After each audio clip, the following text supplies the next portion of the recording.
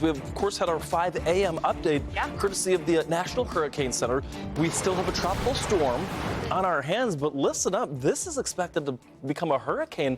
I think that in our next advisory, this could become Hurricane Gabrielle. I was really intrigued on if they were going to pull the trigger at 5 a.m. and they didn't. They weren't quite convinced.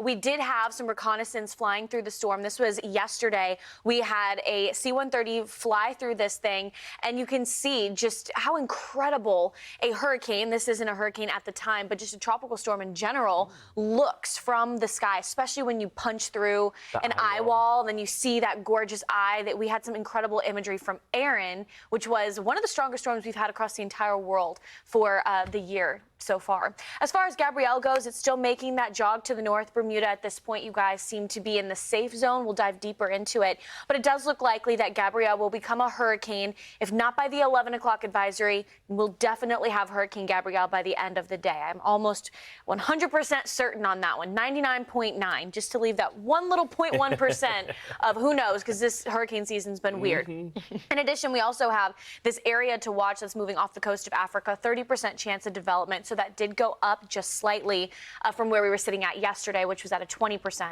What's interesting about that area to watch is now all of the models are somewhat grasping on something trying to develop in the latter couple of days of September. So we'll kind of keep one eye open to that one.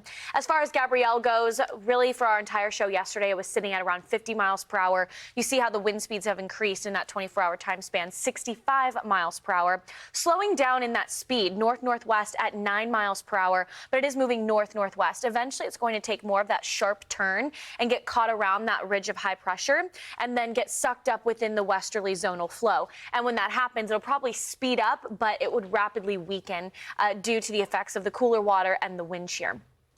Here's how things look on visible satellite, and Michael, I really think that this is kind of a great picture where you can see that center of circulation and how a lot of the most deep convection is displaced just off to the east of this storm, and that's also highlighting the effects of some of the wind shear we still have going on. And I even think there's a little bit of drier air trying to play its hand with Gabrielle in this moment, but it is starting to completely consolidate around that center of low pressure, trying to get small, and that's where they can be small but mighty, and where we could see that shift from a tropical storm to then a hurricane. You know, it's interesting because earlier in the week, I remember on like Wednesday and Thursday, the past couple of days, you know, all of that cloud cover and all was displaced literally like hundreds of miles to the east and northeast of the actual center of circulation. What we needed to see and what we're seeing now is somewhat weaker wind shear that is allowing for the convection around that eye wall. And so, yeah, that's just a sign that this thing is strengthening. Exactly. The water temperatures are definitely a helping hand for this. I mean, they're in the mid to upper 80s, and so that is very much conducive to a strengthening system. But notice, as it moves north of Bermuda, it's expecting to make its closest pass to Bermuda tomorrow. It'll eventually encounter those cooler waters, and then that rapid weakening process also kind of gets wrapped in here.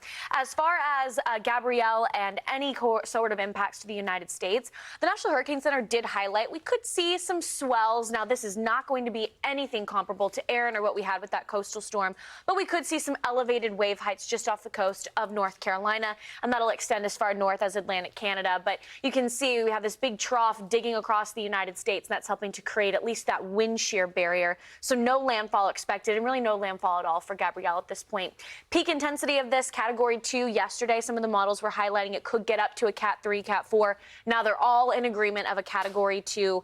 That's just courtesy of the drier air and the cooler waters plus the wind shear.